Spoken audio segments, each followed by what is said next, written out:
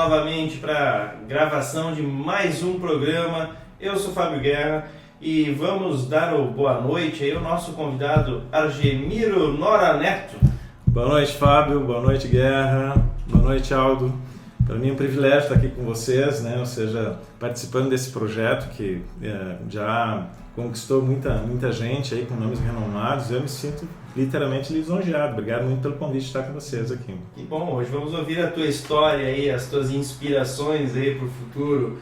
Compõe também a nossa mesa Fábio Nepomuceno. Boa noite pessoal, boa noite Argemiro, bem-vindo. E mais uma história aí, né? Já 39. 39. Isso aí. Também está presente Aldoir Moraes. Boa noite, Fábio. Boa noite, pessoal. Estamos vivos ainda. Quase um integrante novo? Andei fazendo um implante de cabelo, mas não funcionou. Não deu Fui certo. ausente um período. Então, tá bom. Agradecemos aos nossos apoiadores aí pela realização do programa. Então, a WebD Tecnologia, que trabalha com portais públicos e sites. F12 Consultoria, com consultoria na parte de marketing, vendas e finanças. E convidamos os nossos espectadores aí a nos seguir nas nossas redes sociais e acompanhem nosso site, programasegundotempo.com.br, e nos acompanhem no YouTube, no Spotify e nas redes tradicionais aí. Já de bate-pronto, então vamos para o nosso convidado, Argemiro Nora. Vamos te conhecer aí, te apresenta um pouco para essa nossa audiência que nos acompanha. Quem é o Argemiro? É difícil desvincular, né, a figura das pessoas com o profissional, né? Então acho que a gente consegue traduzir melhor quando fala de uma pessoa ou fala da gente, é falar da carreira profissional, né? Então, enfim, eu sou pai de família, avô. Desculpa, você que tu vai editar, né? Não, vai direto. Vai direto. Eu tenho 2 filhos, 2 netos, né? Então isso já me deixa com uma vantagem aí de cabelos brancos, né? Por ter netos, né? E dentro da minha área profissional, eu passei a maior parte do tempo como trabalhando na área de marketing dentro do grupo RBS, ali foram 17 anos, né? Então foi uma grande escola, mas sempre trabalhei muito até um tempo atrás no mundo da mídia, porque começou nas revistas ainda, nasci no meio das revistas, né? Dormia em cima dos pacotes. Meu avô foi o primeiro distribuidor de revistas de Caxias do Sul, então fui promotor de vendas da Editora Abril, sempre me iniciei aí ligado nessa área de marketing e divulgação, né? Depois da RBS, então, aí começou uma revolução de experiências profissionais, onde auxiliei minha ex-esposa, a montar a sua agência de propaganda. Foi uma construção muito bacana assim, de desenvolvimento, né? E dali em diante, depois da saída da RBS, então, trabalhei em refeições coletivas, trabalhei com postos de combustíveis, né? Ou seja, essas partes da vida aí são passagens um tanto rápidas, mas fizeram parte da estrutura do conhecimento, né? E depois fiz vários projetos, né? Criei o Átrio Imobiliário, trabalhei bastante com as construtoras e as imobiliárias. Lembro que na época eu fui morar nos Estados Unidos, fiquei 3 meses lá buscando ideias novas. E lá existia uma função chamada co-manager, né? Ou seja, eles dividiam a figura do gerente entre concorrentes, né? Então trouxe para cá a ideia, ninguém acreditou muito e eu acabei ajustando junto com o mercado imobiliário. Trabalhava para 3 construtoras e fazia a gestão comercial das 3, ou seja, concorrentes entre si, vendendo os produtos das 3, porque na verdade os produtos acabavam sendo diferentes, mas a necessidade deles era a mesma, né? Sempre na área comercial, em todas as empresas. Sempre na área comercial. Desenvolvimento de projetos também, mas basicamente no relacionamento corporativo, né, dentro da área comercial, né. Já tive vários negócios. Eu queria saber próprios, muito né? da tua visão do profissional de vendas do futuro, mas eu não vou poder negar de te perguntar. Um cara que passou pela pré-história da comunicação. Bah. Agora te sacaneei, né? Não, mas é verdade. A pré-história que tu participou com venda de revista num jornal Então, poxa, Sabe, são tem coisas boas- que nos dias de hoje, poder brincar com a pré-história, mas... Sabe que a Editora Abril, enfim, findou as suas atividades, né? Mas na época era uma gigante, né? Na época, 1900 de Guaraná com rolha, ou seja, comecei a trabalhar com 15 anos, né, na distribuição, embora sempre tive ligado, por causa do meu pai, enfim, também tinha loja de revistas, né? Mas eu lembro, assim, de coisas bem interessantes, porque nós só trabalhávamos com a venda em banca e não com assinatura, ou seja, então tinha um universo gigantesco de leitores na época, e a credibilidade sempre, na época, muito grande, a maior era no impresso, né? Mas tem algumas curiosidades, assim, né? E aí é interessante comentar, né? Porque uma das revistas mais vendidas na época, claro, se descontar isso, tirar a Veja, a Manchete, mas era a Playboy. Era a Playboy quando vinha, e eu nunca vou esquecer, porque naquele período, assim, a Maitê Proença era a musa do momento, né? E foi a Playboy que mais vendeu naquele período que eu trabalhei, foram 6 anos que eu trabalhei com a área de revistas, né? E fizemos festas no status, a noite de Playboy, a noite Bad Bis, que era da revista Bis. Então eu tinha como promotor de vendas, eu era estoquista, né? Depois passei para promotor de vendas, aí direto com a Editora Abril, mesmo trabalhando com a distribuidora. E a minha missão era passar de rádio em rádio, e até mesmo no jornal, né? Entregando material para ser impresso, e participando das entrevistas das rádios, falando das novidades da semana, né? Então isso fazia com que, obviamente, potencializasse a venda. E passava muito nos pontos de venda para ver como é que estava a exposição das revistas e a aplicação de cartazes, material de divulgação, né? Eu lembro muito da época das figurinhas, dos álbuns de figurinhas, Jesus. Nós ia para os colégios, enfim, fazer distribuição de figurinha gratuita, né? E a gurizada perdia o ônibus, os pais reclamando. Mas depois a gente acabou organizando. Mas o objetivo era esse, né? Entregar uma degustação para a gurizada. Vai lá comprar depois na banca. Depois comprar, né? Foi uma época muito legal, foi uma época muito boa, assim, de aprendizado, de desinibição, porque como tinha que ir pro rádio, né? Então passou a ser uma escola para introduzir, né, a minha atividade dentro da área comercial, porque até então não tinha. O pessoal fala, porque ser vendedor, não sei o que, ser vendedor é uma arte, né? E ali começou a arte do relacionamento, né? Tanto que eu lembro que quando fui convidado pelo Pitã, na época era o gerente comercial da TV, ele, não, quer trabalhar com a gente na área comercial? Eu disse, cara, nem sei vender. Ele disse, não, é isso que a gente quer mesmo. E aí fiquei treinando argumentações e tal, né? E eu ia trabalhar na região, né? E aí vem um fato bem interessante que mudou assim um pouco o meu posicionamento sobre venda, né? Gramado sempre tinha uma rixa muito grande com Caxias em relação à mídia, porque eles eram já muito ligados a Porto Alegre, mas Porto Alegre, o sinal da repetidora, enfim, para Gramado era de Caxias, e isso eles nunca entenderam muito na época, né? E eu fui, obviamente, visitar o mercado, né, para fazer a comercialização de espaço dentro da TV, né? O primeiro cliente, gente, mas o primeiro cliente, eu nunca vou esquecer, Casa Cacique, que eu entro, o cara me recebeu, não sei o que ele pensou, quem ele pensou que eu era, mas me apresentei como TV RBS, na época já era RBS, né? E ele me mandou embora, cara, levantar e sair e não voltar nunca mais, mas assim, descrachado, né? E aí eu tinha lá uns 21 anos, né? Peguei o carro, fui lá pro Lago Negro, que eu estacionei embaixo das árvores e desandei a chorar, sabe? Foi uma redução. Cara, eu não nasci pra isso, né? Não tenho a menor habilidade. E aí voltei, né? Só visitei aquele cliente. Voltei. Embora, porque não é pra mim. E aí o Pitã, não, vai, é assim, tá? Mas como é assim, cara? As pessoas tratam com pedras, né? E aí, mas ele acabou me desafiando, cara, aí como foi, né, fui invadindo, né, as áreas das regiões que eu atendia, e foi avançando, cara, aí foi a diminuição vindo, foi algo novo acontecendo, um pouco aos poucos conquistando o respeito, porque também eu era muito jovem, né? 21 anos, hoje tu vê um 21 aí, né? Na linha de frente de vendas, a credibilidade da época era bem menos que hoje, né? Porque hoje tem essa revolução já dessa gurizada aí, as pessoas são mais respeitadas do que na época, né? Mas na época não se tinha muito acesso à informação, celular, o que é celular?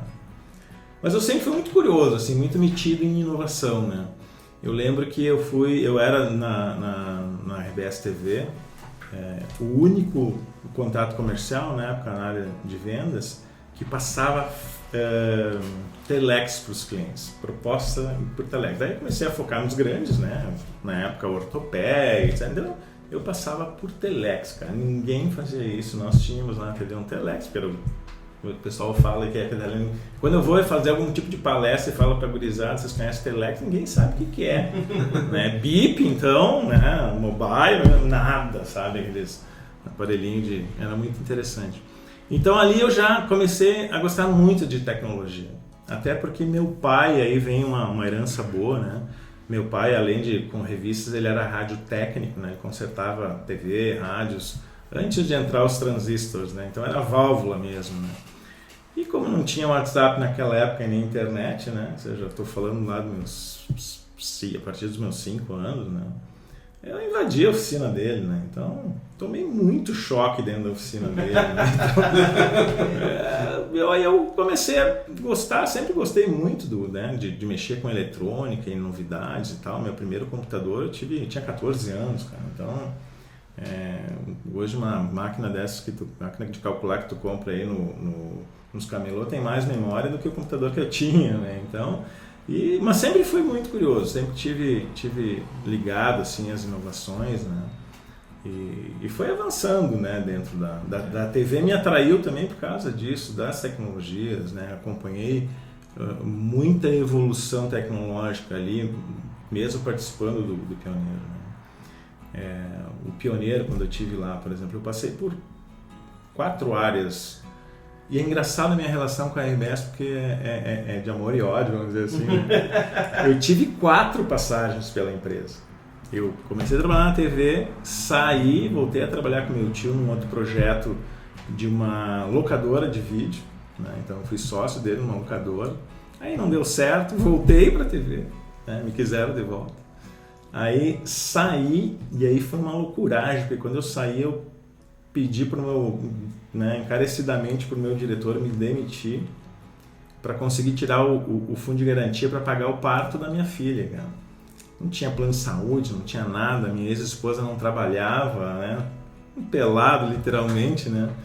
E aí eu vi como as coisas eram difíceis, né? Então aí eu peguei a minha pastinha e fui vender anúncio como autônomo, né? Até que me convidaram para assumir a gerência de classificados do Pioneiro. E aí essa dá pra gente dissertar um monte, né? Cara, eu cheguei a fazer classificados de 60 páginas. Nossa, isso sim, era uma revista que era uma revista, nós vendia jornal por quilo, cara, sabe? Não era nem por exemplar, né? Porque teve uma edição histórica lá que foi de 100 páginas entre classificados e noticiário. Quer dizer, hoje o Pioneiro eu acho que tem 24 páginas no máximo, né? Ou seja, diariamente. Daquilo lá foi e com fonte 18, né? E sem classificado, acho que nem existe mais, né? Não existe mais. Na época o Pioneiro tinha 200 funcionários. Hoje o grupo RBS inteiro aqui em Caxias, TV, rádio, jornal, não deve passar de 60 funcionários. E só o Pioneiro tinha 200. Fora os motoqueiros que entregavam, né? 200 funcionários mesmo, porque a entrega era terceirizada, a gente fazia 8.000 quilômetros por dia para entregar jornal. Então, o Classificados era fantástico, né? Porque não tinha outra forma de tu vender, né? Vender um imóvel, um carro, era ou Classificados ou era boca a boca, porta em porta, né? Porque não tinha como tu fazer. o Facebook, né? Nada, não tinha nada, não tinha tecnologia nenhuma, né? Então era muito telefone, né? Mas fruto do impulsionamento dos classificados, né? Então se vendia muito jornal na banca também, né? Fora as assinaturas.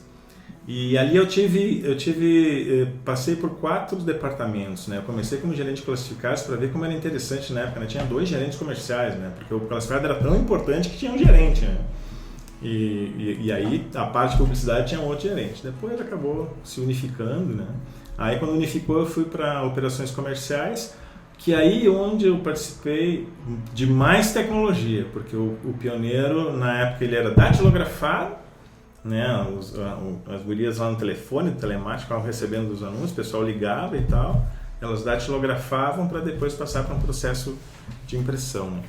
E aí veio a automatização, né, com o que era possível, né, das máquinas que existiam na época, passaram direto para o computador. Daí, então entrou um sistema na época, acho que era Citest, mas era específico para classificados, então eu acompanhei toda a implantação. Deixa eu te perguntar uma história, já que tu navegou nesse período de classificados, não teve uma história do obituário de classificados? Pode contar, já prescreveu, porque com certeza... Tem várias histórias que os mais velhos, eu acho que vale ainda ir por um pouquinho antes, né, que era o obituário na TV, né? Chegava às 6 horas da tarde, mais ou menos, sabe? Tocava uma música com uma cruz, assim, e aí falava assim, nota de falecimento. Cara, aquilo era mórbido, assim, uma coisa tão triste, sabe? Mas era a maneira que se tinha a ponto que os telespectadores começaram a criticar e eliminaram isso. Mas a gente ganhou muito dinheiro com aquele, né? Infelizmente, né? Com o fato mas alguém precisava pagar, porque tinha que... tu estava ocupando um espaço que era da Globo, então não tinha como dar de graça, né? Então as pessoas pagavam e se faturava bastante ali, né? E o mesmo aconteceu com o pioneiro, né? Aí vem a situação, né? Pô, tu é da área comercial, tu tem que criar estratégias, né? Ou seja, então alguém entrava, né? Alguém falecia, você era dono de empresa grande, então a galera do comercial já enlouquecia, a gente conseguia os fornecedores da empresa daquele falecido e já ligava, quer fazer um anúncio para nota de falecimento e tal. E nossa, era infelizmente. Era o mesmo anúncio de várias empresas. Assim, pô, a galera lá, os vendedores. Já bateu as mãos, opa, já acionou ligações. É o central de vendas para os fornecedores. Homenagens, né? Homenagem, empresa. Sim, e gente, assim, ó, teve algumas pessoas assim que era página, não era quadradinho, não, era a página inteira. Sem contar que aí os maiores nomes a gente fazia um pipeline lá, uma listinha de clientes para o ano que vem, o ano seguinte. Ligar, lembrando, né? Que quem sabe um ano. Já faz um ano. Já se fazia uma vendativa disso também. Vendativa de obituário, isso tem que ser muito guerreiro. Mas tem uma história assim, interessante do Classificados, né? Eu estava como gerente comercial na época. E aí, imagina, tu pega um jornal em casa, tu tem a família, tu tem filhos pequenos, né? E nos Classificados tinha lá as páginas das acompanhantes, né? E na ocasião era tudo foto, né? Ou seja, foto dos corpos ali, das meninas e tal, e o telefone e tal. E nós tínhamos, sei lá, 5, 6 páginas dessa que a gente chamava de retranca, né? E aí a RBS, por várias reclamações também, resolveu então tirar as fotos, né? Ou seja, não pode mais publicar com foto. É só as linhas, né? Me ligou uma mulher, metendo a boca lá, eu que atendi, né? Acho que vocês querem acabar comigo, porque eu tenho filho para criar, porque isso é o meu ganha-pão, sabe? Assim, num desespero, eu tentando explicar para ela, olha, tem que pensar no todo, né? Não tem como pensar só no único. Entendo outro ponto, aí faz todo um apoio psicológico, né, para poder, enfim, negociar. Então foi um fato muito, muito interessante. Óbvio, se faturava mais, né, os valores eram maiores, e aí como diminuiu o tamanho, né, diminui o espaço. Então tudo isso hoje acabou, sabe, no papel acabou.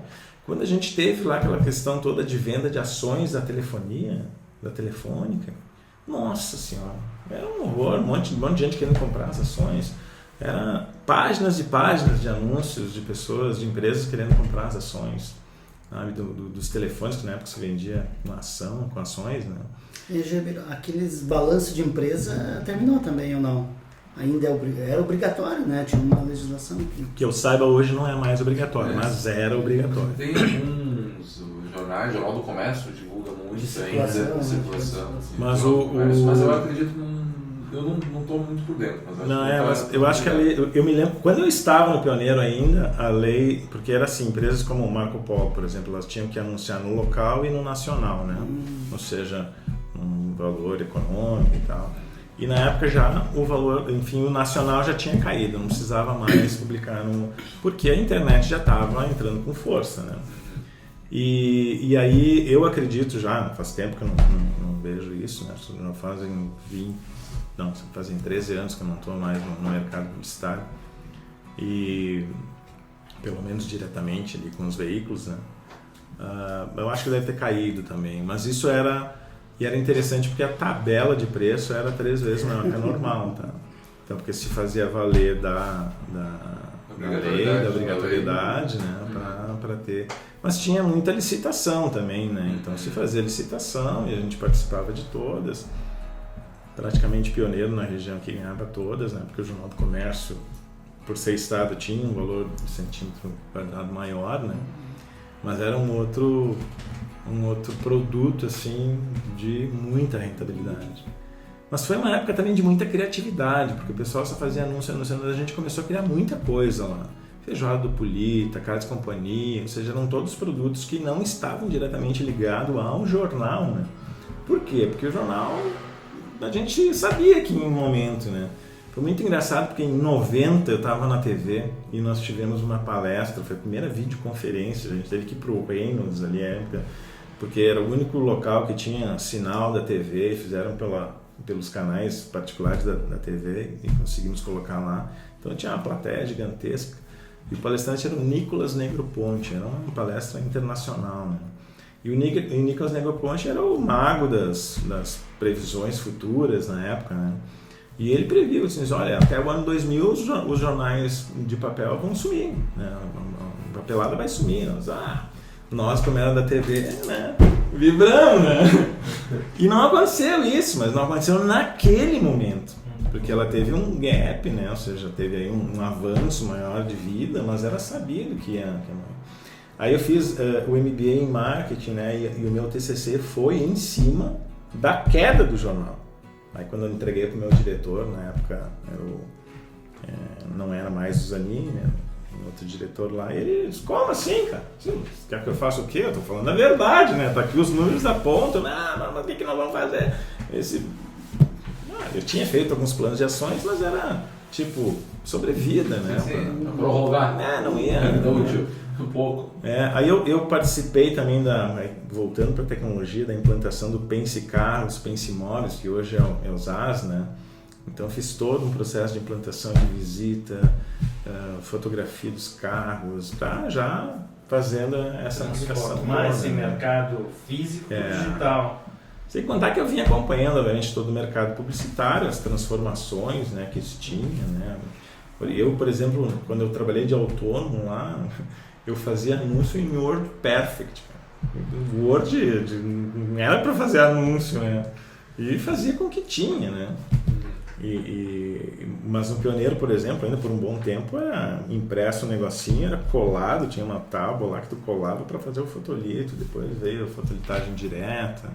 Eu só não peguei ele no tipo, porque aí era um pouquinho antes, né? Então, mas aí a prensa aquela, não, eu só não peguei, né?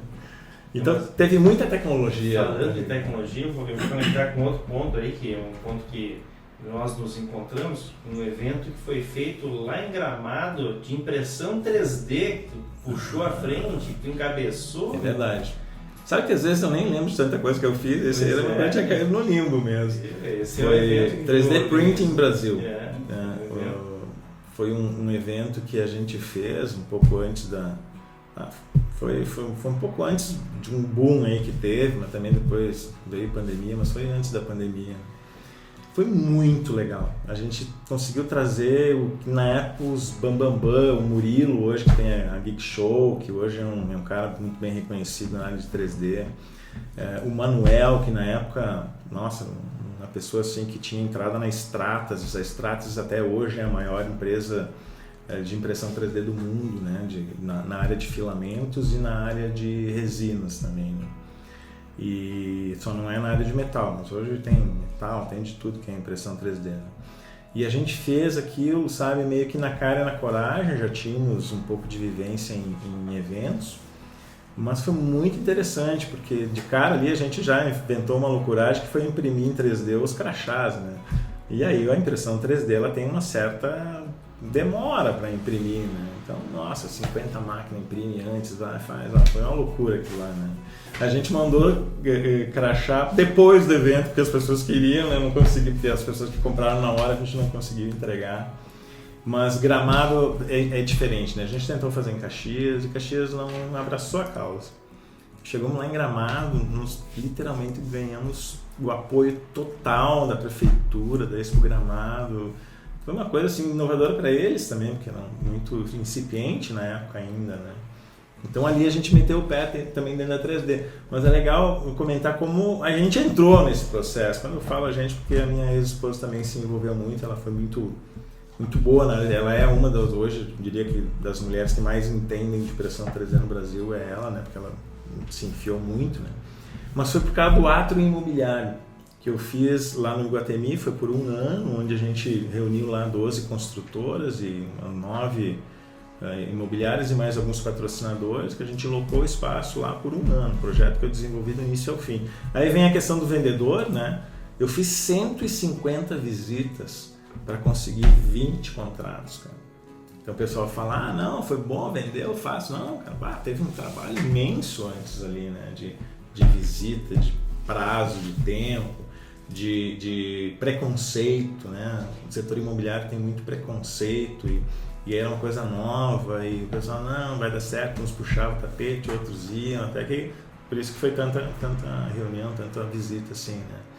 E aí, conversando com um parceiro nosso lá que nos apoiou, né? Disse, tem 2 patrocinadores nossos que não tem maquete, né? Porque a ideia era ter um espaço onde se punha as maquetes lá, né? E aí ele, que legal, né? Pô, interessante aí, mas como é que vamos resolver isso? Pensei em achar um cara de 3D aí e tal. Na época tinha só a Neo Technology que estava engatinhando no processo de vendas de alguma impressora pequena lá. E eu, que interessante, vou lá visitar a Neo, né? Cheguei, vendi o projeto para eles, quer dizer, apresentei o projeto para eles, eles se encantaram. Só que eles sabiam das dificuldades, né? Eu não tinha a menor ideia qual era a dificuldade de botar, porque a ideia era botar uma impressora então lá dentro do átrio, né? E botar para imprimir. Não deu, aí a Neo não quis. Aí cheguei para minha ex, quem sabe a gente compra uma e faz. E aí ela se debruçou, pesquisou e tal, encontrou e compramos a melhor da época dentro de uma relação custo-benefício. E quem disse que funcionava? E não devia ser barato, né? Porque não era, né? Na época era... Imagina, eu lembro dos números, nós estamos falando de, sei lá, quase 10 anos atrás, talvez um pouco menos, mas era R$7.000. Na época era uma fortuna, assim, hoje fosse o quê? Uns 25. Para nós era um monte, né, cara? Então, hoje tu encontra a impressora por R$1.000, né? Hoje, né? Talvez até menos, dependendo da impressora. E aí aquele negócio não funcionava. Eu já tinha vendido 3 maquetes. Primeiro o vendedor vendeu as maquetes, depois comprou a impressora para imprimir aquilo que já tinha vendido. Cara, nós viramos noite estudando e imprimindo. Viramos noite, né? Eu jurei que eu nunca mais faria maquete na minha vida, né? Nunca mais. Em compensação, minha ex está em Camboriú fazendo maquete. E se deu muito bem lá com o segmento de maquete. Aí ela misturou as tecnologias, mas enfim, aí tinha que entregar aquelas coisas, né? Já tinha. E o prazo terminando. Então imagina, eu estava atrás de construir o projeto lá, de ver com o marceneiro. A gente conseguiu apoio até de um escritório de arquitetura que fez o projeto. Lindo. Não sei se vocês lembram, visitaram, né? Eu lembro do nome, eu lembro. Era na frente, ali bem naquela central, ali perto enfim, na frente ali da Drops, né, que tem na área central.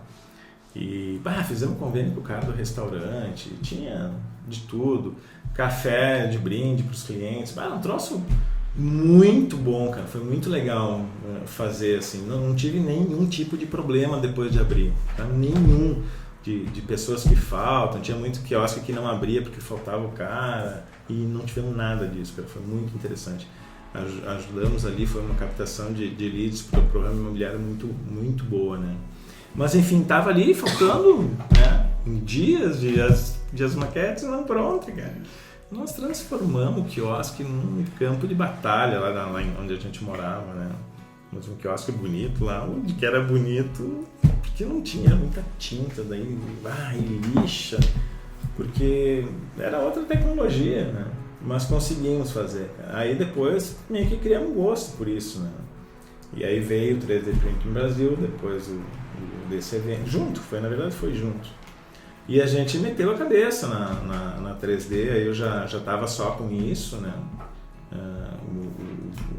O nosso negócio principal era o Atrima, já começamos a dar cursos, né, de 3D. E aí tinha um projeto, gente, maravilhoso. O Temer tinha assinado um projeto lá de obrigatoriedade das escolas até 2022, né, até final de 2022, terem o seu centro tecnológico, como se fosse o laboratório de informática da época que era, né? E entre esse centro tecnológico tinha a impressora 3D, que era uma obrigatoriedade. Aquilo caiu no meu colo e eu enlouqueci com aquilo, né? Peguei alguns parceiros de fábrica que fabricavam as impressoras, junto com o trabalho do Manuel, lá de São Paulo, Manuel Campos, e já comecei a fazer o furdunço, né? Aí fui na prefeitura, peguei na época era o Périco lá que estava na área de educação, já vendi a ideia, já fizemos um projeto de lei de incentivo e estava dentro, aí com isso eu montei um escritório de gestão comercial e um dos clientes era a Stratasys para fazer esse projeto. Nossa, tinha uma projeção fantástica, né? Vendi para a primeira escola, né?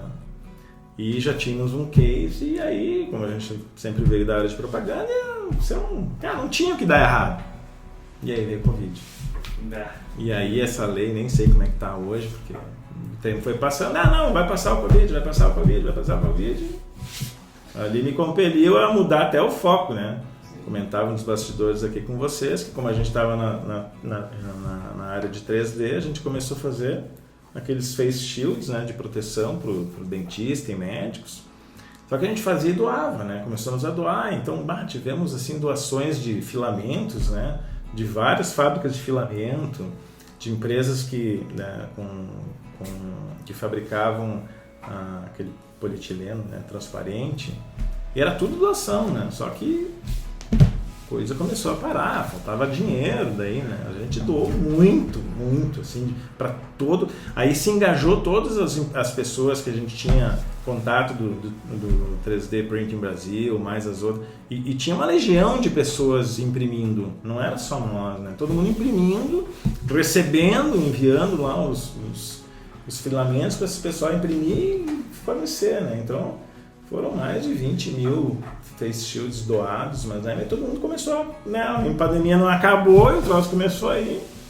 E a gente fez uma parceria com uma empresa, então, que fazia injeção, né? Que a injetora faria muito mais rápido, né? A gente criou o projeto Priorize a Vida. E aí começamos a vender, né? Porque não tinha mais como fazer gratuidade, né? E, nossa, aí conseguimos representar o Brasil inteiro e... Deixa eu te perguntar, Admiro, você trabalhou aí nas mídias tradicionais, né? Não sei qual o ano que saiu da última vez da... 2012 eu saí. 2012, né?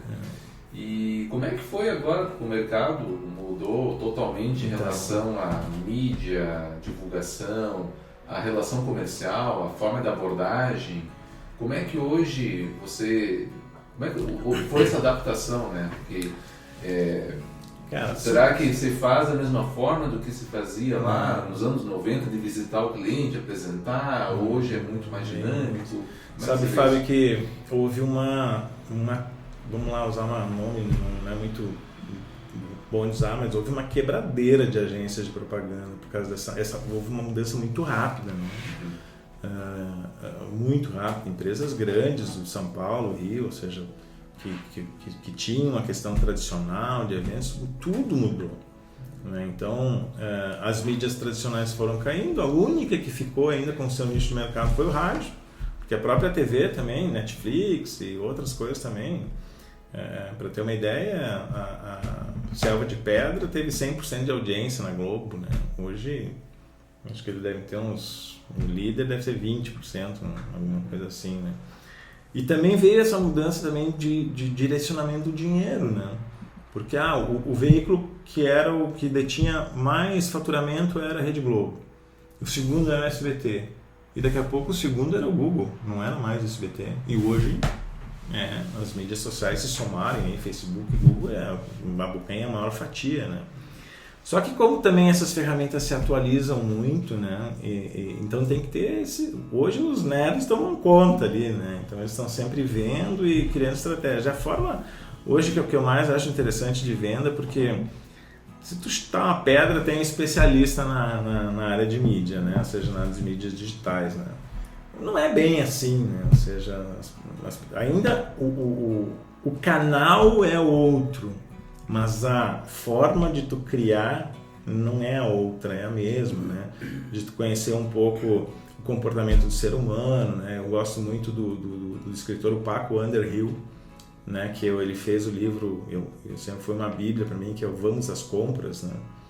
E não é um livro novo, é um livro, né, de, sei lá, no início de 2000, ali por aí. Mas tudo é atual o que ele fala, né, sobre comportamento. Então muita gente se baseava nele para fazer a criação dos anúncios, né? E esse é um livro atual no sentido de tu pegar ele e traduzir ele para mídia digital, mas para que impulsione as pessoas a irem nas lojas, comprarem, ou seja, embora hoje a compra também, né, veja como as coisas avançaram também, o Mercado Livre hoje entregando em 3 dias, né? Antes não era, as compras não avançavam porque o correio demorava 15, ainda demora, né? Mas enfim, 15, 20 dias. E tudo isso foi contribuindo para essa mudança. Então, hoje o próprio as vendas, né? Se fala em mercado tradicional de vendas, né? De uma baixa, talvez até de uma reforma na sua forma de vender, né? Ou seja, algumas empresas já fazem isso, não precisam mais daquele monstruoso pavilhão, né? Loja grande. E também nicharam um pouco estoque e comercializando. Mas é interessante o comportamento também, Fábio, pós-pandemia, né? Até então se visitava muito mesmo para se comercializar a mídia digital, né? Depois se avançou muito no processo de videoconferências, né? E isso permaneceu. Hoje essa tecnologia passou a fazer parte da vida das pessoas e não saiu. Então, às vezes as pessoas não têm agenda para te receber, então eles acabam resolvendo no WhatsApp, numa ferramenta mais rápida, né, de transição de informações, né? Eu sou da época que eu visitava o cliente sem agenda, né? E aí, quer me receber? Cara, a agenda dele era flexível do cliente. Hoje não tem essa flexibilidade. Quanto muito, se tu quer agendar uma visita, muito embora tu não consiga. Tu quer, me manda a proposta por e-mail, por WhatsApp. E-mail acho que já nem mais, né? Me manda por WhatsApp. É mais ligar, nem se liga mais. Não. Hoje tu manda o WhatsApp pedindo se tu posso mandar um áudio, eu ligo. Isso desinibiu um pouco, né? Claro que eu fico assustado um pouco com essa juventude, né? Por isso também que essa questão do segundo tempo é interessante, né? Mudou um pouco também o conceito de quem lida com o mercado, né? Que tinha uma vida mais curta, né? Porque essa galera jovem aí, ela vem só nesse mundo digital, né? Mas vem também com um problema, né? Ou seja, elas não têm um português, sabe? Criaram uma nova linguagem e nem todos os clientes, né? Ou seja, eles já começam a avaliar por aí, né? Mesma coisa do que uma contratação, tu começa a avaliar pela forma da redação do teu currículo, né? E eles não têm muita, né? Ficaram quanto tempo também em casa por causa da pandemia, né? Pelo isolamento. E aí podia rodar ninguém, cara. Foram perdidos 2 anos de estudo, né? Eu falo isso porque eu tenho gente em casa, né, que viveu, então eu vivi isso, né? Então, assim como eu vivi, muitos amigos meus que tinham filhos também acabaram vivendo. Mas de uma forma geral eles têm essa dificuldade de comunicação mesmo no meio digital. Então isso faz com que a credibilidade ainda se dê em cima da forma como tu cria um material, como tu redige faz uma redação para apresentar uma proposta, né? Então mudou muito a forma de entrega, a forma de argumentação, ou melhor, do canal de argumentação, mas o argumento e a forma não percebe que não mudaram. Você vai fazer, por exemplo, um card para um Instagram, vai falar com essa gurizada e não sabe que é um ponto áureo, né? Então, mas o ponto áureo existe dentro do card, né? Ou seja, as imagens que mais são que chamam mais a atenção das pessoas, ou seja, como é que é esse comportamento neurológico dentro do processo agora de mudança. Então, a neurociência ela está muito presente no marketing, né? Então aí eles fazem qualquer coisa achando que só o cursinho lá da identificação no Face, lá de tu traçar os nichos, vai dar resultado. Às vezes até, né, na grande maioria até o cara acerta, mas porque uma mídia barata eles não se preocupam muito com isso. Tu comentou de algumas coisas que não mudaram, né? Citou algumas coisas assim mais técnicas. E do ponto de vista de relacionamento, né? A relação do vendedor com o cliente. O que nesse processo onde muitas coisas mudaram, o que não mudou nessa conversa? Vou falar pelo aquilo que eu vivo hoje, né? O que não mudou. Hoje eu atuo como consultor comercial dentro de um hospital lá em Garibaldi. Então, um hospital que nunca teve comercialização, né? E antes disso eu trabalhei para uma empresa de medicina ocupacional do Grupo Randon. O que eles compraram de mim? O relacionamento. Ou seja, é a questão da credibilidade, de tu estar junto ao cliente e poder fazer uma venda boa de um produto ou serviço, né? Que normalmente ou é por lei, né? No caso da medicina ocupacional tu é obrigado a fazer por lei, né? Muitos clientes não sabem nem quem é que é o fornecedor de serviço, né? Fazem cumprir só os prazos. Mas essa credibilidade, né? Do cabelo branco, da ruga no olho, eles ainda compram muito, coisa que principalmente por causa dessa situação aí que teve de desaprendizado, né? Vamos usar essa palavra. Não pinta o cabelo, então. Não, agora não dá mais. Agora assumi. Não tem branco que pintar, né? Já.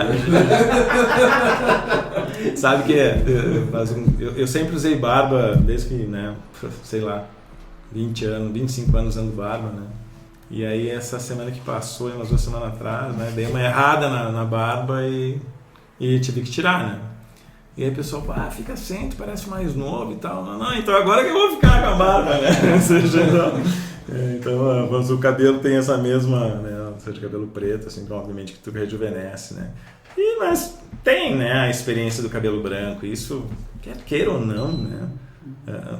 Isso também entra na neurociência, né? O mundo é meio preconceituoso com muitas coisas e a credibilidade pro grisalho, que tem um bom português ou que faz ali um material legal para venda, né? Tudo facilita, né? Mas que hoje eu vejo que é o grande nicho para o profissional de mais de 40, né? Quer dizer, de pessoas que têm um foco voltado para a venda, que tem toda uma experiência técnica também, né? Porque não é simplesmente eu sou vendedor de Barça da época, então você vender tudo. Eu sempre, por exemplo, antes de sair para vender, eu preciso entender o produto, eu não consigo vender o que eu não acredito, né? E isso é uma premissa, assim, que... E já a turma jovem aí já não sabe nem se aquilo vai funcionar, já está vendendo, é muita startup, é isso, né? Imagina, tem gente que vende impressão 3D de projetos arquitetônicos e não sabe nada de impressão 3D.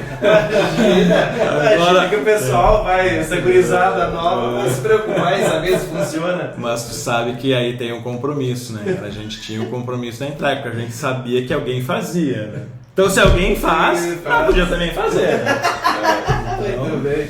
Por isso que assim, ó, foi uma viradas e viradas de noite, né? Mas é fato, Nós assim. tivemos aqui no programa, até comentamos antes, do Stefan Ligock, que falou sobre etarismo e da dificuldade da pessoa 40 a mais de se colocar no mercado de trabalho. E nisso que está comentando, a profissão, o profissional de vendas, tu entende que é uma profissão com 40 a mais que não tem um problema, porque obviamente desde que ele tenha seu... Claro, sim, vamos lá, né? Tem o vendedor e tem o vendedor, né? Se a gente for para o mundo, por exemplo, do setor imobiliário, tem muito corretor, na verdade são todos vendedores, né? Mas tu vê a qualificação conversando com um, né? Então, ou seja, e aí vem a situação de o cara que é corretor que vende porque quer a comissão, ou o cara que vende quer apresentar uma solução para o cliente e com isso, né? Qual é o propósito, na verdade? Hoje se fala muito do propósito. O que te tira da cama, né? Então, se eu realmente saio da cama para entregar para o Fábio, entregar para o Guerra, para o Aldo, algo que faz parte do sonho deles, que eles conquistaram, que eles querem conquistar, que é a casa própria, aí eu vou estudar o comportamento do Fábio, do Guerra, do Aldo, vou entender o que eles querem, vou ver se pet tem na vida deles, se os pais são de idade, vão precisar subir escada, não vão, ou seja, é fazer um estudo, né, para que tu possa então encontrar o melhor pro e não simplesmente, vem aqui, vai adorar e tal. Então tem vendedor e vendedor, então eu tenho vários colegas, né, obviamente da minha geração, que estão dentro da área de vendas e que têm ainda uma qualificação extremamente boa. Claro que não pararam também de estudar. Eu tenho um colega dentro que está na área de marketing ainda, que tem uma agência de propaganda, que também se reinventou. Quer dizer, enquanto as agências todas se enxugaram e foram quebrando, ele também se reinventou. Ele também, né, foi para a área digital, vendendo, mas a credibilidade dele vale muito ainda. Ele vai e tem muitos clientes e, obviamente, que o modo de ele se relacionar com o cliente é das antigas ainda, né? Deixa eu pedir, nosso programa ele tem um objetivo aqui, né, de focar no público segundo tempo, 40, 45, né, a transição de carreira, do que fazer, não sei quantos anos você tem, né, você já chegou aos 40, né, mas teve algum momento assim que você repensou, porque pelo que a gente nota, você sempre trabalhou na área comercial, né, sempre... Sim. Teve algum momento assim, não, o que eu vou fazer agora, vou mudar, vou fazer outras coisas... Essa angústia, essas dúvidas, né, que a gente tem, assim, isso aconteceu, e como é que foi? Sabe que qual foi o sentimento? Eu sempre fui muito irrequieto, assim, né, em relação a negócio, mas depois dos 40 a gente cria, de fato, uma preocupação maior, porque vem essa preocupação, e aí, a minha empregabilidade, como é que fica? Tem um planejamento de tantos anos de trabalho, mas o que eu vou fazer, né? E na RBS, quando eu saí em 2012, houve uma ruptura muito grande lá, assim, de mudanças, da gestão e tal. Aconteceu situações que me fizeram sair, pedir demissão da empresa, né? E aí, né? Ou seja, eu saí literalmente, eu ia fazer o quê, né? Ali eu devia ter uns 42, acho que ali foi o start da abertura, né? Ou seja, e aí eu acabei caindo na área de saúde, né? Ou seja, poxa, eu nunca pensei na área de saúde. Mas o que compraram de mim na época? O meu relacionamento com o mercado. Ou seja, a gente te quer e tal. Então eu passei a estudar, obviamente, a área da saúde, de plano de saúde, né? Que eu trabalhei no Fátima, lá como gerente comercial e marketing. Então eu tive que estudar. Então teve cases legais lá, porque o problema era a rentabilidade do plano de saúde. Então comecei a entender que não era bom vender um produto por... botar um markup em cima e vender. Não, tu tem um valor base, mas o teu negócio é fazer com que venda a saúde mesmo, fazer com que as pessoas adoeçam, porque quanto mais adoece, mais gasto tem, a margem é menor, né? Então sempre foi defasado, todo mundo reclamando, né, de que o plano de saúde é muito caro e tal, né? Aí pagam o seguro do carro às vezes mais do que o que é o plano de saúde, acham que o plano de saúde ainda é caro, mas não, a gente fez eu fiz todo um estudo e um trabalho de novas argumentações, porque eu nunca estava ali, nunca tinha ido no mercado de saúde. Aí comecei a me apaixonar pelo mercado de saúde, porque aí vem a questão do propósito. Poxa, peraí, na mídia, no marketing, tu tá ali literalmente na TV, não vamos ser, né, míope na coisa, mas tu tá ali vendendo uma ilusão, né? E a TV, para ter audiência, infelizmente o povo brasileiro ele compra notícia ruim, né? Não existe notícia ruim dentro da TV porque só acontece coisa ruim. Eles noticiam coisa ruim porque é o que dá audiência, né? Tem muita coisa boa, só que TV Cultura não tem audiência, né? Tem tinha muita coisa boa na TV Cultura, né? E hoje, né, com essa situação do propósito, a saúde foi uma das coisas que eu via que ia ser muito próspera, né? Porque a nossa faixa etária começava a mudar, né? Ou seja, nós vamos ficando mais velhos e estão nascendo menos pessoas. A tecnologia da saúde está jogando pessoas com hoje deve estar perto de 80, né? A tua expectativa de vida já, mesmo que tu seja uma pessoa com vários problemas de saúde. Meu pai faleceu com 73, mas tinha 4 safena, 2 mamárias, 2 angioplastia, teve um coágulo na cabeça. Ou seja, ele era uma reconstituição cibernética, porque a família dele não passava de 65. Né? E não que a expectativa naquela época, né, não fosse maior, mas tinham, né? Graças a Deus eu puxei pela minha mãe, né? Então eu tenho muita saúde ainda para vender, né? E aí isso, toda a tecnologia que está empregada na medicina hoje custa mais caro. E obviamente o plano de saúde tende a custar mais caro por causa dessa tecnologia. Então a gente criou toda uma argumentação nova para poder vender saúde mesmo, entregar uma coisa diferente, né? Porque hoje tu tem várias, né? Tem um plano, consegue uma consulta só mais lá para frente, quem paga particular é isso, ou seja, não tem uma polêmica ainda muito em cima.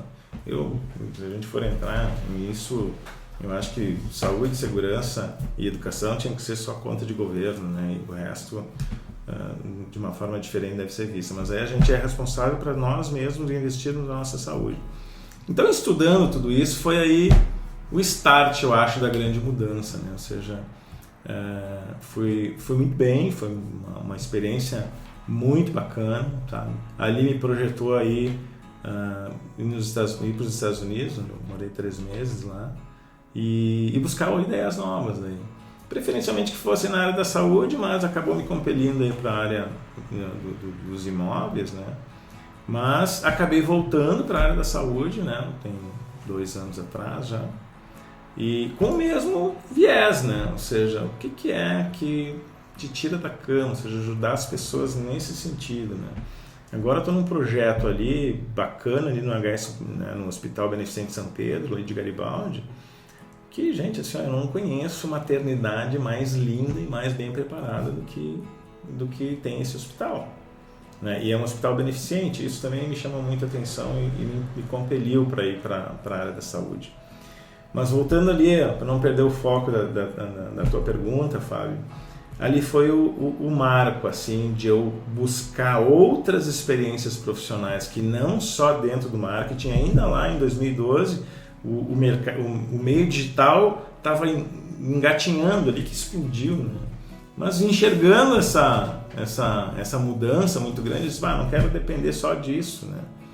E foi aí que surgiu a oportunidade de eu diversificar, porque de lá para cá surgiu a saúde, surgiu o 3D, surgiu outros projetos que não deram certo, porque o pessoal acha que tudo não, tem projetos que não deram certo, que perdi muito dinheiro, enfim, investindo em coisas e essa a premissa, né? Sempre procurando estudar para qual a tendência, mas eu acho que hoje a saúde é uma coisa, porque hoje a gente está com essa longevidade e quem está preocupado com os velhos, né? Ou seja, com as pessoas de mais idade. Meu pai era idoso com a minha idade, eu tenho 55 anos, né? Eu ainda tenho cabeça de 30, mas o corpo já não acompanha mais. Né? Claro que o tempo vai te desgastando, mas quem tem 55 anos hoje é um cara de 30 na idade do meu pai, né?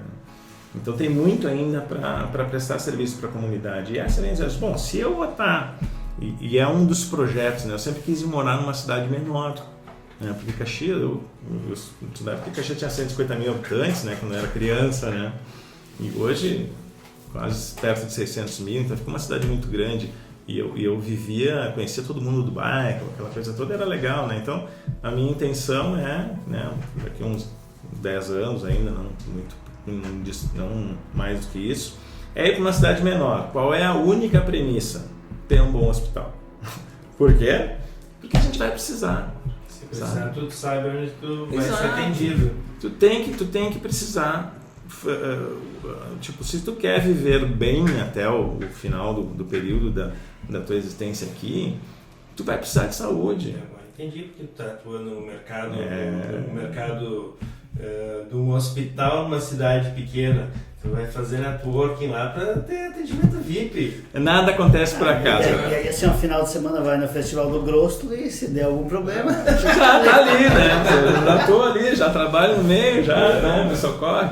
Mas isso nada acontece por acaso. Ou seja, o universo, né, faz as coisas girarem, né? Porque esse é um sonho meu desde que eu comecei a trabalhar na área de saúde, ali quando eu comecei a entender, então foi em 2012, né? Então eu comecei, eu já queria ir para uma cidade menor, mas aí eu comecei a colocar, qual é a premissa? Quais são os requisitos qual é que são os requisitos? Um hospital bom. Porque tive tios que foram morar na praia e tal, mas longe do hospital, teve uma tia que teve AVC, não conseguiu ser bem atendida, virou sequela, enfim. Então tu precisa ter um hospital para tu ter uma qualidade de vida até o final, né? E aí vem outras coisas também, né? Depois dessa idade tu começa a levar muitos tombos também, né? Eu levei pelo menos, né? Porque acho que todo mundo tem uma história de quebrar e a gente teve uma história de vida, eu e a minha família, enfim, família nuclear enquanto casado, de bastante êxito, bastante próspero, né? A gente não tinha nada e construímos, aprendendo, acertando, errando, perdendo dinheiro, ganhando dinheiro, construímos um bom patrimônio, né? Só que aí quando tu pensa assim, tá bom agora, não tá bom nada, aí vem interpere e te derruba, né? No meu caso, o que me derrubou mesmo foi a separação. A separação custa caro, gente. Tem que pensar 2 vezes em separar, né? Mas aí não vem só a perda financeira, vem uma perda psicológica, vem um abalo, ou seja, vem filhos. O pessoal fala assim, filhos, não tem problema hoje. Porque... Não tem problema sim, os filhos sofrem com a separação. Sabe? E dependendo da idade, ainda sofrem mais ainda, né? Eu tive que fazer um bom tempo de terapia aí. Eu perdi minha mãe com 7 anos, né? Bem na época da formação ali, do ir para o mundo, né? Então, quer dizer, tem que aprender com isso, então as pessoas têm que começar a se moldar, né? E aí vem essa experiência de separação, um monte de trauma junto e tal, e aí tu acaba te perdendo psicologicamente, acabou acontecendo, nessa sequência ainda veio o Covid, então aí sim, né? Aí a perda foi total ali da consciência, né? Mas graças a Deus, assim, aí tu começa a entrar numa outra fase daí. Eu acho que aí começa depois de 50, que é buscar um pouco mais de espiritualidade, sabe? A gente sempre se afasta disso, né? Por N razões. Quando tu é adolescente, então, meu pai mandava para mim, mas, cara, eu nunca tive uma crença, né, nessa época, assim, a gente sempre fala, acredito em Deus, mas o que realmente é Deus, né? A gente está entrando agora no assunto, uma seara que é o pós-50, né? Poxa, eu não estou só focado hoje para a saúde, eu também quero ter uma saúde espiritual, né? Então eu sigo, né? Por exemplo, o Tadashi uma pessoa que tem um canal no YouTube, ele é muito bacana, um japonesinho ali que toda manhã ele faz trabalha um tema e faz meditação, então... Quer dizer, porque realmente a gente precisa fazer um reconhecimento, né? Já foi fazer a imersão dele lá? Não, ainda não, cara. Eu vi comentários sobre a imersão do Tadashi. Diz que ele é... Transformadora, né? É verdade. Mas esses são os pontos, então isso também te ajuda a criar uma energia onde tu atrai coisas boas, né? Ou seja... Hoje tu consegue meditar? Só induzido. Ou seja, induzido é o que é a pessoa falando, né, e tal, porque eu não consigo parar e meditar, minha cabeça é muito agitada, né, e mesmo assim induzido, os pensamentos se perdem, né, e tu tem que... Tem um poder de concentração, conseguir voltar. É difícil, não. Porque é comercial, ligado ao comercial, marketing, turbilhão. Tá sempre pensando no outro dia, o que faz? Contrato, faturamento, botando dinheiro. Eu Eu não consigo meditar porque eu tenho tique nervoso. O tique nervoso. Mas sabe que as pessoas começam dentro do processo da meditação, a maioria que nem curso de inglês, né? Começa e para, né? E a espiritualidade não dá, sabe? Tu tem que ser insistente também, né? Até tu entender o quem tu é no contexto total, né? Eu sou um principiante ainda, né? Ou seja, eu escuto tanto, ouço tanto, vejo tanto. Como é que esse cara pode ter atingido esse nível? E isso vem um círculo de sucesso junto, né? Ou seja, se tu tá emanando uma energia positiva, tu cria um círculo de sucesso, né? Então, é algo que também é importante na vida das pessoas. Mas aí, seguindo, né, essa inconstância, essa necessidade que eu tenho de buscar um novo, porque isso é uma coisa que eu herdei do meu pai também, né? Ele sempre, na tecnologia, ele já foi, naquela época, né, tecnologia daquela, ele era radioamador também, consertava radioamador, fazia antena, é uma pessoa muito criativa. Eu me considero um pouco criativo, mas ele era um grande exemplo de criatividade. E aí, a gente acompanhando a questão da automação, né, a inteligência artificial vindo da Alexa aí já está se popularizando, né?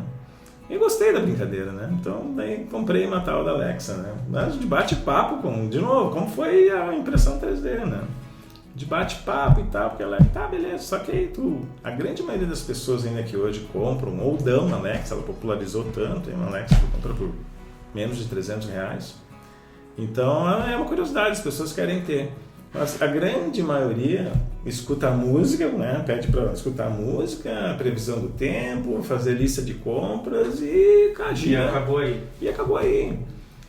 E aí eu comecei a gostar da brincadeira, né? Cara, para ter uma ideia, toda a parte elétrica da minha casa, das duas, né? Mas a segunda mais ainda, foi tudo eu que fiz. Eu que cortei gesso, botei lâmpada, porque eu gosto disso. Foi minha infância, então isso eu gosto de fazer, sabe? E na parte de vendas, e se não der certo por fazer uma mudança de carreira, vai ser eletricista. Não morro de fome. A minha frustração, Guerra, é de não ter feito a faculdade de engenharia elétrica. Porque é o momento. Sabe que minha filha já me cobrou, por que tu não vai fazer? Eu disse, poxa, é verdade, agora tem EAD, né? É algo que tem que botar no objetivo de novo. Elétrica, né? EAD, é de coragem para me contratar. Não, claro que não é só isso, né? Tem que ser choque, clique aqui. Já tomei muito choque. Mas aí comecei a ver vários dispositivos que conversam com a Alexa, que os mais simples, por exemplo, é a iluminação, né? A Alexa liga a luz da sala, a Alexa liga a luz da sacada, ou seja, então aí tu une o dispositivo eletrônico com, obviamente, a programação. Eu disse, poxa, quem vai me ajudar nessa confusão aí? Tem um filho de 19 anos, que é metidíssimo em confusão, né? E esse cara, vamos montar uma empresa, né? Ou seja, o pai está trabalhando ali como consultor, tem um certo tempo, e ele estava trabalhando numa empresa já insatisfeito, né? Gurizada, fica insatisfeito fácil, né? Mas ele é um guri muito bom, assim, no que tange para aprender, né? Então ele aprende muito rápido, né? E aí ele diz, pai, como é que é isso? Esse cara, assim, e tal, tu vê aqui, o pai já botou aqui na minha casa, todos têm, né? Nas salas ali no meu apartamento, eu já chego pedindo para ela ligar tudo e tal. Só que a gente foi começando a ver e assim, só um pouquinho. Tem muita gente que já comprou Alexa e só usa para isso, né?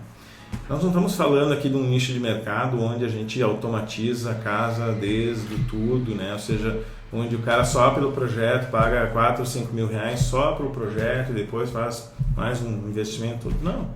A gente criou, e o nosso slogan, né, da Mindtech é automação para todos. Ou seja, então, tu tendo ou não tendo uma Alexa, até para quem tem o Minha Casa Minha Vida é possível ter, porque com um interruptor hoje de 3 chaves, se tem um apartamento pequeno de 40 metros, 50 metros, tu não precisa mais de um interruptor de 3 chaves, tu já automatiza 3 lâmpadas, né?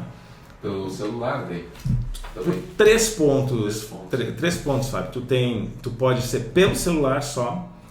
Ela é touch, né? Então tu não perde a ação dela de ligar no interruptor. E pela Alexa. Ou seja, então ao invés de tu ter só a tecla, tu ganha 3 possibilidades. Eu fiz uma automação na casa de uma colega minha que ela tem uma esclerose múltipla, ela tem uma degenerativa e hoje ela tem muita dificuldade de caminhar já. Né? E ela estava de aniversário, vou te dar um... Aí fui lá e instalei na casa dela, né? E cara, foi a 8ª maravilha do mundo para ela. Então ela hoje pode se deslocar, ela ainda caminha com dificuldade, mas não precisa até um interruptor para ligar. Então, quer dizer, tem vários nichos aí pra gente ainda trabalhar, né? Os nossos clientes até agora são tudo terceira idade, né? Ou seja, que ganharam a Alexa do filho, né? E, sabe, como companheira, e não sabe o que fazer com a Alexa. Além das piadas, Sabe? Mas isso é um ponto também interessante, porque ela é tão versátil, todos os meses vem frases novas e essa pessoa não se atualiza, eles ficam só dentro do mesmo, né? E dá para te programar. Então, por exemplo, lá em casa eu esqueço às vezes a senha da internet, né? Então agora até não esqueço mais, mas o que eu fiz, né? Fiz uma programação lá e coloquei a senha. Então quando vem uma visita, Alexa, a senha da internet, aí ela só repete ali. Então tu programa as frases além daquilo que ela já vem pré-programada. Então quer dizer, tu pode automatizar praticamente qualquer coisa eletroeletrônica, né? As persianas, tudo. Então, mas tem todo esse portfólio. Mas aí o que a gente pensou? Cara, vamos fazer uma coisa simples, né? Para ter quantidade. Então hoje, para ter uma ideia, se a pessoa já tiver Alexa e pegar um ponto desse, vai gastar 300 pila. Investimento de R$300, né? Ou seja, um pouco menos até. E aí ela tem automação de 3 lâmpadas, né? E se for com a Alexa, nós estamos falando de 500 e poucos reais, ou seja, o pessoal compra no cartão. Os caras têm TV de 70 polegadas dentro de casa, que hoje inclusive já vem, né, as Smart já vêm com a interface para conexão com a Alexa, e a grande maioria que tem não sabe nem conectar. Então esse é um trabalho também que a gente está focando. E eu diria que o nosso bom diferencial é identificar: Guerra, o que tu gosta? Eu gosto de viajar. Aí o que a gente faz? Isso aqui é um projeto que eu fiz na 3D, então porque a 3D hoje para mim é um hobby. Tá lá a impressora? Tá lá a impressora. Sabe que eu comprei a que eu tenho é uma bem mais simples, com melhor qualidade do que aquela, e que hoje custa R$1.400 hoje de comprar no mercado. E aí eu faço, obviamente, tem que modelar isso aqui, né? A parte mais demorada é modelar. Isso aqui demorou 14 horas para imprimir. Ainda não pintei, né? Porque isso aqui é um presente que eu vou dar para uma cliente, né? E aí, dependendo, obviamente, do investimento que o cliente faz, eu dou de brinde. Tá? Personalizado para a pessoa, né? Então, cabe aqui. Para a Alexa descansar. Para a Alexa descansar, ou seja, virou uma decoração pro local, né? Então isso com certeza ninguém está fazendo, tá? E é mais difícil tu agregar, né? Porque aí tu tem não só a parte de impressão, mas todo o conhecimento técnico para fazer com que isso aconteça, né? Exato. E a gente procurou assim também investir em algumas ferramentas para ter uma instalação muito mais segura, né? Porque normalmente o que o eletricista faz, ele vai lá, corta o fio, enrola, bota ali, parafusa. A gente não, a gente procurou comprar crimpadores para colocar contatos crimpáveis para ter uma 100% de segurança. Então, isso foi uma das coisas assim que eu me lembro que meu pai falava assim: não economiza na fita isolante, né? E aquilo ficou, né? E eu disse, vamos traduzir, não economiza em segurança, né? Então a gente procurou ver toda essa parte que eu já conhecia, né? A gente só colocou para dentro do projeto, né? Então está bem interessante, porque é um nicho de mercado que, se a gente pensar em terceira idade, se a gente pensar A melhor idade, né? Eu nem sei qual é que é a terceira idade, acima de 60 agora, mudou, né? Mas se a gente pensar nesse nicho de mercado, tem um mercado bem expressivo aí para se trabalhar. Esse caminho do etarismo ali, ele tem vários blocos de idades, porque hoje, economicamente, a gente é muito mais produtivo e a gente vai trabalhar, eu penso para mim, em trabalhar até bater com as 10, eu não vejo essa ideia de aposentadoria, ou ir para os aposentos, né, se aposentar e ir para os aposentos, né?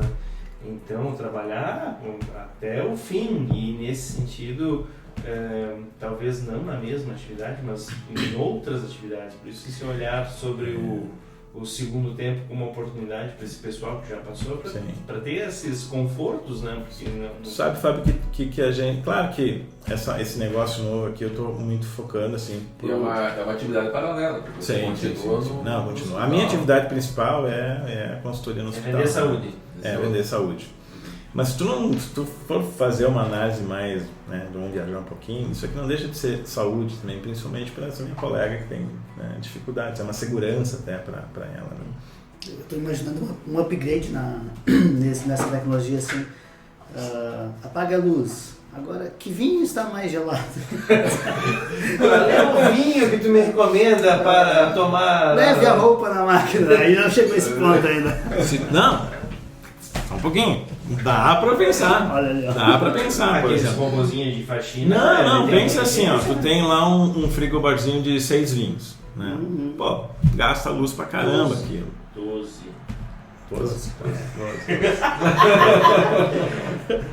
Toma 12 vinho. não tem 6, é 12, cabe 12. Vamos supor que tu não é um consumidor assíduo, né? Então, chegou de meio-dia, vou tomar um vinho de noite. Aí tu manda mensagenzinha pra Alexa pra ela ligar. E ela liga o frigo, né, pra dar uma geladinha, né, dar uma gelada. Mas é muito versátil isso, por exemplo, liga numa tomada, Alexa, programa a tomada para ligar às 7 da manhã e a tomada tá na cafeteira ligada. Deixa o café ali prontinho de noite, vai deitar, de manhã, 7 horas da manhã, o cafezinho tá no ponto, bem passado. Quando a criança esquece a luz acesa no corredor, não é?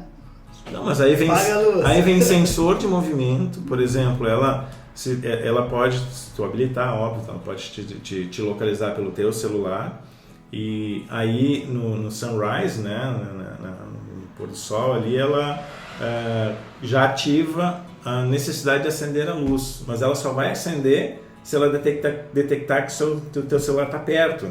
Então não precisa nem falar com ela já vai... E ela é meio assustadora, assim, né? Porque ela vai se programando, né? Esse dia eu estou em casa, eu chegava mais sempre no mesmo horário, né? Pedia para ela acender e tal. Daqui a pouco estou aprendendo mais sobre esse dispositivo. Ele está ligado a um interruptor de luz? Sim. Você não gostaria que eu programasse todos os dias para acender a sua luz às 7 horas? Aí eu fiquei olhando assim, estava logo no começo. Quem é que está me observando? Quem é que está me observando? Então ela, pegou a tua rotina de repetições e te propôs a inclusão. Então tem tudo isso. Então, a gente estudou lá uns sistemas também de, por exemplo, sensor de movimento no quarto, né? Então às vezes, tu acorda de madrugada ali, e tem que acender aquela luz gigante, né? Aí acorda a tua companheira, enfim, né? Porque tu teve que fazer um barulhão. Então, a Alexa tanto bota umas fitas LED embaixo da cama com sensor de movimento. E ela identifica só para acender, obviamente, à noite, né? E aí tu bota o pé na cama, ela já ativa aquelas luzes, né? Para te deslocar e tal. Enquanto tiver movimento, ela não desliga. Dali a pouquinho tem um temporizador, ela pega e desliga já que tu deitou, né? Ou tu pede pra ela, desliga. É interessante. Inteligência e tecnologia. Não, é impressionante. É interessante essa abordagem para terceira idade mesmo, né? É uma coisa que realmente é um foco interessante, porque a gente começou a ver que eles ganham, normalmente ele ganha, né? Como presente, porque não compra, assim, dificilmente tem um casalzinho que a gente visitou lá, ele tem 86 anos, ela 84, não é um casalzinho que vai na loja comprar Alexa, né? Então, Com certeza não, né? os filhos deram para eles, né? E aí, eles não sabiam nem ligar, né? Então, nos contrataram para ir lá para ligar, né? Então, claro, a gente tem o valor da visita, mas a gente aproveita para abordar as outras possibilidades, né? Então, normalmente a gente deixa eu pegar aqui, né? A gente deixa na casa dos clientes um dispositivo parecido com esse, né? Às vezes igual a esse, e tu liga no abajur, né?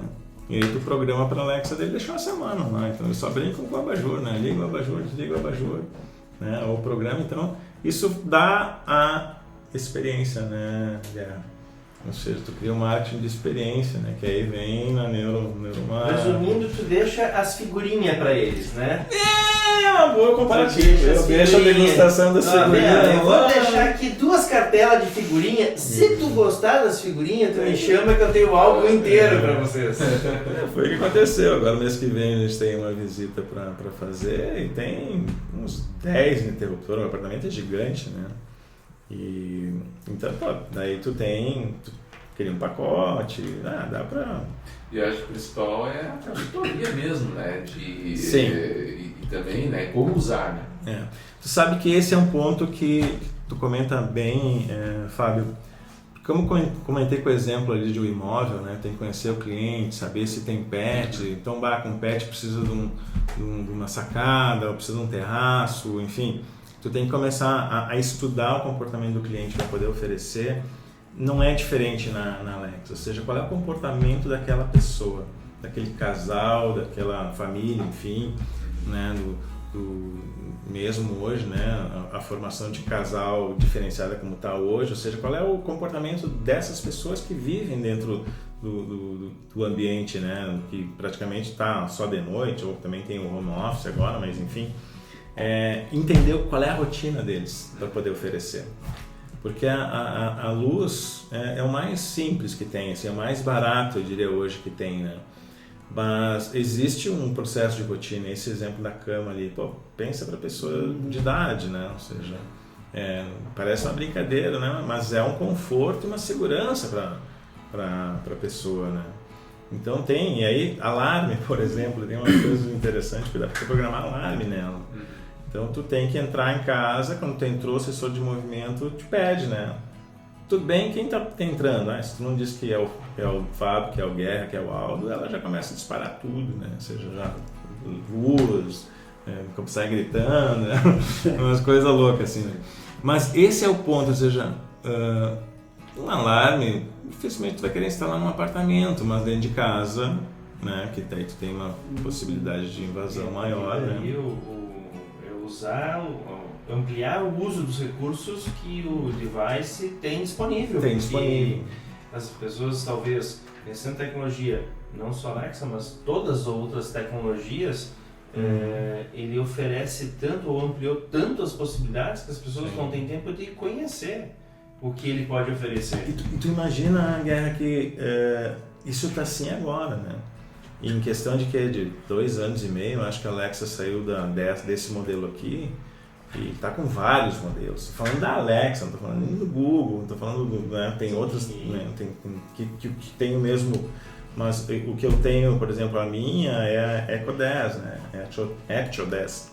Essa aqui é a 3, então quer dizer, já teve uma evolução. Tem umas que tem tela, que tu pode conversar. O interessante é assim que a Alexa, se tu tiver a Alexa liberar, eu posso pedir para ela ligar para ti, direto de Alexa para Alexa. Então, quer dizer, se tu tá com uma pessoa, um pai, enfim, já tem uma certa idade, que tu tem lá, que já tem uma dificuldade de lidar com o celular, né? Tu já bota lá, aí pede para ligar e tal. Tem um colega meu que ele não é muito da tecnologia, né? Tem minha idade, não é da tecnologia. E a mulher dele já é mais ligada na tecnologia, então ele trabalha em Porto Alegre, tem um apartamento lá e ela mora aqui em Caxias, né? E aí ela configurou tudo, falou pra ele, e aí um dia lá que ela pediu pra Alexa ligar pra ele tomou um susto, né? O que tá falando comigo, né? O departamento de auditoria bateu em loja lá, vamos fazer uma auditoria. Contratou auditor. A auditora digital de R$300 aí, tá barato esse sistema de auditoria. É incrível isso. Então, esse é o ponto, né? Acho que pegando o que tu comenta e o que o Fábio comenta, ou seja, a evolução disso aqui é diária, né? Ou seja, ela é diária, por isso que a gente quer também dar uma manutenção de informações. Obviamente isso vai ser sem custo para os nossos clientes, que é enviar informações para eles. Olha, tem um novo dispositivo, um upgrade na Alexa, assim, criou-se novas frases, novos comandos, né? A gente vai passando, porque para a terceira idade também tem que entregar no papelzinho até eles decorarem, né? Ou seja, quais são os comandos que tem que dar, né? E ela vai ficando mais versátil, como ela mesma se programa, ela vai ficando mais humanizada, né? Então... E vamos pensar que hoje ele está burro, entre aspas, assim. A hora que embarcar a inteligência artificial na sua essência, ele vai pensar e vai sugerir não só a rotina da frequência, onde eu tenho uma sequência de datas e horários, eu posso sugerir uma recomendação em cima disso, mas daqui a pouco pode ter uma inteligência que vai interagir com esse público. Né? Não tem a menor dúvida. E aí, imagina com 3, 4 pessoas diferentes, inclusive ela vai interagir com a voz. Hoje ela já interage, ela grava e responde pelo teu timbre de voz, né? Então pode gravar várias pessoas, ela criar a rotina para individual, assim, de cada pessoa. Eu me lembrei agora, imagina, hoje já deve fazer, né? Horário de tomar remédio, por exemplo. Sim! Não, aí tu pode pedir para ela, né? Tu pede, Alexa, me lembra todos os dias às 10 horas de tomar meu remédio.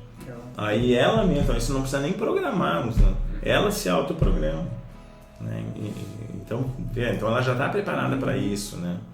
O meu filho virou um fanático daí pelas programações, né? Então ele já achou um programa lá que entra na própria linhas de programações e tal. Bom, o computador dele ele faz ligar tudo da Alexa. Liga o computador, aí ela liga e tal. Agora tu abre o Word, ela abre o Word.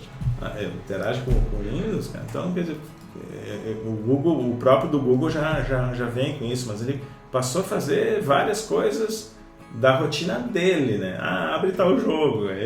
Então, passou. Serve o vinho. Só falta o serve o vinho.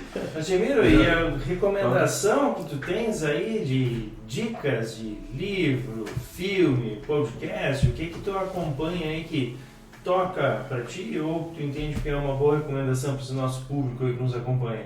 Assim, eu tenho algumas coisas mais antigas, eu acho que tem que ficar com uma bíblia, assim, para quem ainda está no segmento de marketing, vendas e tal, que é o Paco Underhill.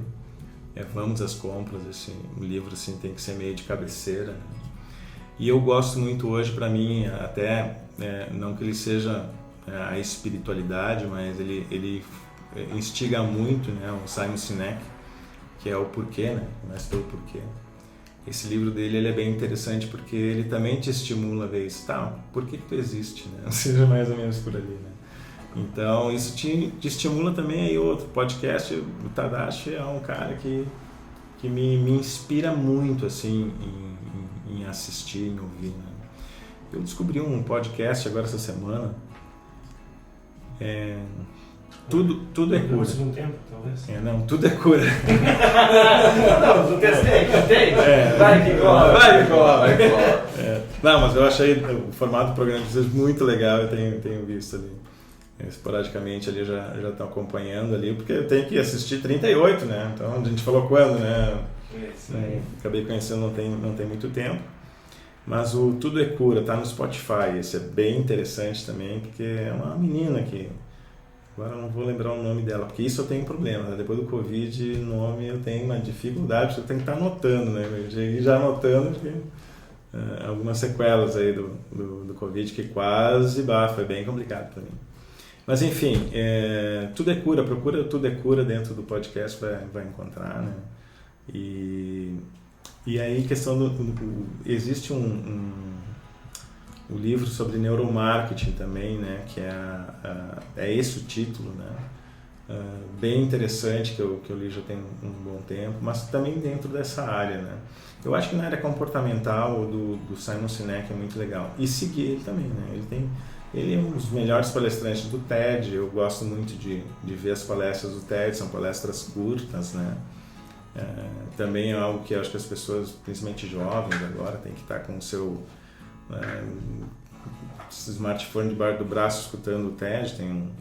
Tem um aplicativo, inclusive, né? E é isso, sabe, gente? Eu acho que a gente também nunca tem que parar. Uma hora, né, tô lendo espiritualidade, outra hora tô lendo ainda focados, né? Agora tô lendo um pouco mais de especialização da Alexa, mas a gente tem que pensar agora na gente mesmo, né? Ou seja, embora o de Simon Sinek seja muito empresarial, se tu te colocar no lugar da empresa, tu entende muito assim o propósito que ele está colocando, né? Vale a pena seguir esse cara. Legal, muito bom, muito bacana. Bom, só temos a te agradecer a tua presença, a tua disponibilidade de estar aqui com a gente, aí, compartilhando tua história, teu conhecimento, falando um pouco sobre tecnologia. Olha, muito obrigado aí pela tua disponibilidade, pelo teu tempo, pelo teu compartilhar de informação e conhecimento. A gente já se conhece já há um bom tempo, né? E também acompanhei a tua trajetória e eu é que me sinto honrado pelo convite, né? Ou seja, para mim tá dentro do Segundo Tempo junto com grandes nomes aí como Dad Schneider, que vocês já entrevistaram, eu me senti grandão, né? Então eu que agradeço muito aí o convite, né? Estendo aí o agradecimento ao Fábio, ao Aldo, né? O Lovatel também que não está presente, né? Mas enfim, são os criadores aí do programa Segundo Tempo e eu já vou divulgar muito também o programa de vocês, pode ter certeza. Muito obrigado, muito obrigado. Obrigado, meus amigos. Valeu, mais um programa. Muito obrigado. Nos acompanhem nas nossas redes. É isso aí. Um Valeu. grande abraço. Até mais. Valeu, pessoal. Obrigado. Abraço.